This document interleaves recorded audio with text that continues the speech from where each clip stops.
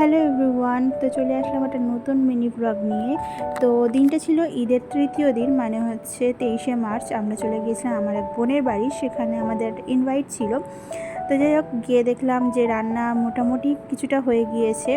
তো সেখান থেকে আমরা গিয়েছিলাম ওদের বাগানে। ওরা খুব বড় একটা বাগান করে রেখেছে, সেখানে এই ফলটা দেখতে পেলাম। তোমরা কে কে এই ফলটাকে চেনো অবশ্যই কমেন্ট করো। তারপরে দেখলাম রান্না হচ্ছে এখনও। তো যাই হোক, আমরা একটু পোজ দিয়ে নিলাম, ভালো ভালো ফটো তুলে নিলাম।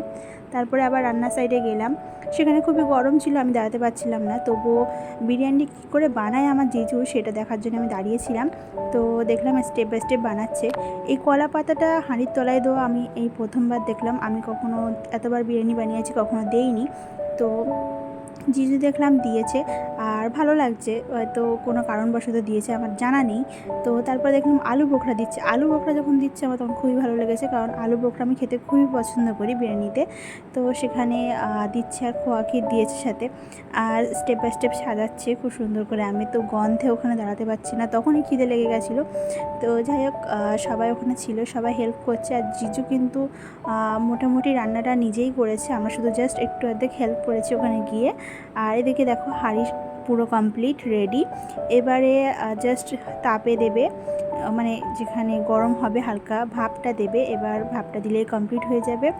তো আমরা সেখান থেকে তারপর একটু ঘুরে নিলাম, আশেপাশে সব বাড়িগুলো ঘুরছিলাম। ঘুরে এসে এবার খিদে লেগে গেছে, আমরা খেয়ে দিয়ে বসে গেছি। এবার খাওয়া দাওয়া শেষ করে আমরা একটু রেস্ট নিয়েছিলাম, কারণ অনেকটা দূরের পথ গিয়েছি আমরা। তারপরে ওখান থেকে রেস্ট নিয়ে চলে আসলাম বাড়িতে।